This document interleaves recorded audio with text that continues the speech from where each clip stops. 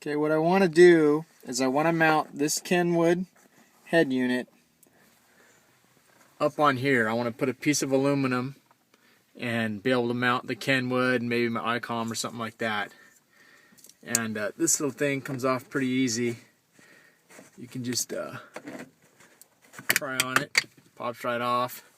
A couple screws in there. I plan on utilizing those two screws to mount the piece of aluminum.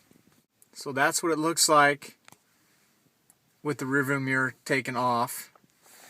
And as you can see, they give pretty long screws, so that'll work out real well. I'll still have lots of thread. So here's the piece of aluminum I'm going to use. It's a piece of scrap left over from another FJ bracket I made.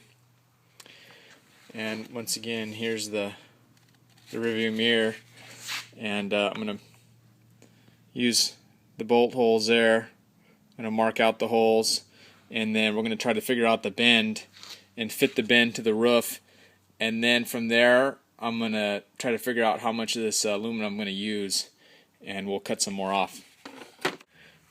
With one of my little hobby vice grips, I've clamped it on here. I've marked out the holes with a Sharpie, which then I'll punch and drill later, and I've just went ahead and just eyeballed it, and I didn't really measure anything out. I'm going to drill the holes a little bit bigger so I got a little bit of play.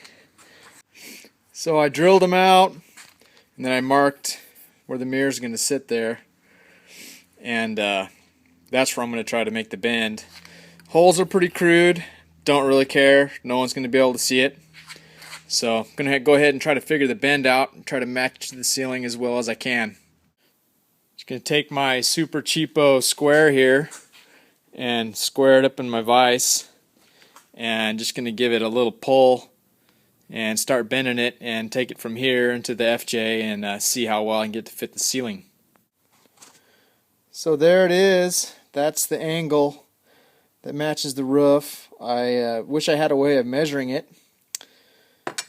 If I had my drafting tools, I'd be able to do that, but I don't. So we'll go from there. This gives you a little preliminary idea of what we're looking.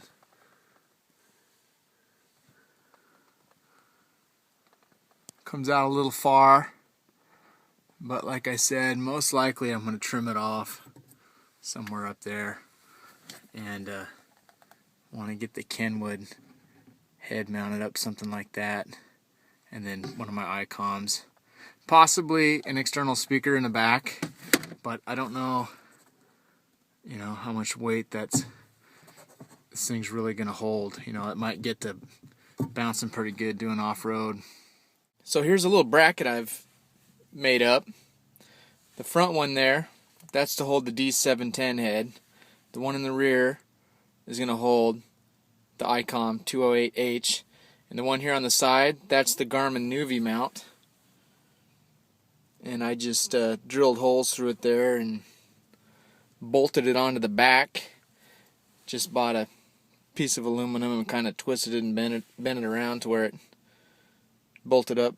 I double nutted it there. I don't know if that's going to stay like that, but keeps it on there tight. I'm going to end up painting it. I might even try plasti dipping it. I think that might work. And there's where it's going to get mounted, and it's going to sit up there like that. This is a test to see if that GPS is going to be able to receive signals where I've got it mounted.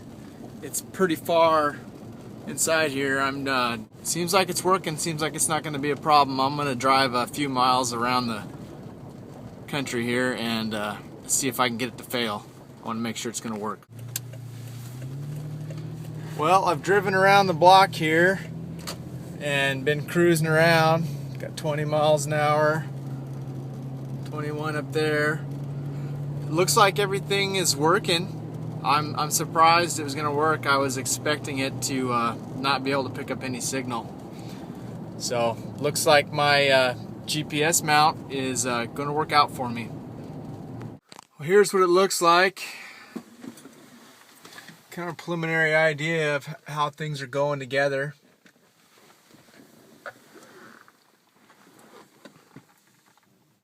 got the wires plumbed through here, kind of temporary right now as I'm testing things out. And I've got all the cables plumbed through here. I got the ports for the GPS, power for the GPS. This is for the D710 head. The ICOM's hooked up. This is the serial, the serial port for the GPS. So there's actually two USB for the GPS. One's a power cord, one's a serial port that goes to the D710 head. So I'm patching all the cables through. The power's going to come through there. And I'm utilizing the stock tray here.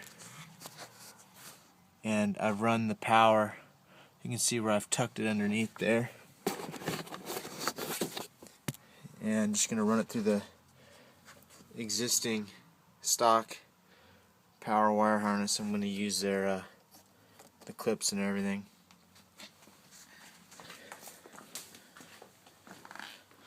The power's getting run right through there. I just cut a little slit, push it through. This is the power for the D710, and I'll run a second one through for the ICOM 208H. Well, I've utilized the stock wire harness clips, and I've run all the power and the two data cables for both the remote heads, which I've got mounted up there. For the extension of the D710, I just took this is the stock D710. This is some Cat 5, and I just used an inline coupler, RJ45 inline coupler from I think I bought these at Home Depot or Lowe's, I don't remember. Same thing for the 710 microphone. I'm going to use the same coupler, and I'm going to use some Cat 6 I bought to run back. I still got to run that in the tray. So I got a little bit more work to do. It's coming together. I'm going to have to wrap up a lot of this extra cable I have, tidy it up, and use some ties and probably put it in the kick panel or something.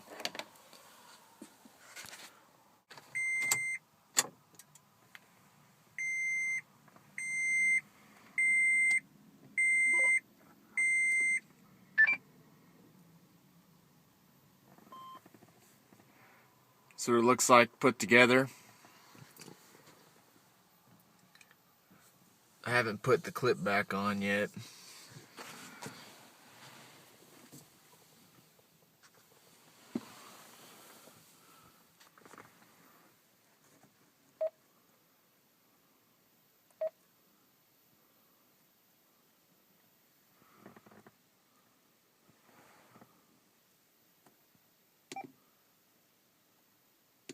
Tri-Cities Amateur Radio Club Repeater W7.